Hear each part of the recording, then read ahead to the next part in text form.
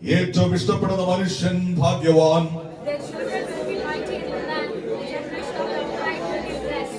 ഐശ്വര്യവും സമ്പത്തും അവന്റെ വീട്ടിലുണ്ടാകും.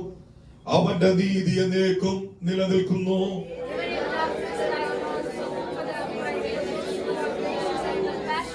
കൃപ തോന്നി വായ്പ കൊടുക്കുന്നവൻ ശുഭമായിരിക്കും. വ്യവഹാരത്തിൽ അവൻ തന്റെ കാര്യം നേടും. ദുർവർത്തമാനം നിമിത്തം അവൻ ഭയപ്പെടുകയില്ല.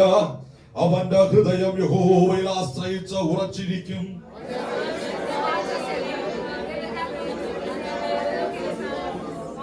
9-10 ചേർന്ന് വായിക്കാം. അവൻ വാരിവിരിച്ച് നദിമ കൊടുക്കുന്നു.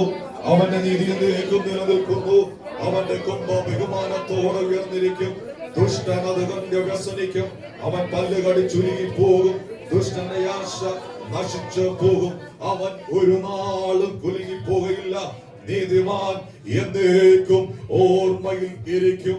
യഹോവയുടെ ന്യായപ്രമാണത്തിൽ അപ്പകൽ ധ്യാനിക്കുന്ന മനുഷ്യൻ ഭാഗ്യവാൻ. അവൻ ഒരു നാളും കുലുങ്ങി പോകത്തില്ല. യഹോവ അവന്റെ വലത്തു ഭാഗത്തുണ്ട്. യഹോവയുടെ വലങ്കൈ അവന് വേണ്ടി വീരം പ്രവർത്തിക്കുന്നു. അവൻ അവന്റെ സങ്കേതം. അവൻ നല്ല കോട്ടയാണ്, മറവിടമാണ്.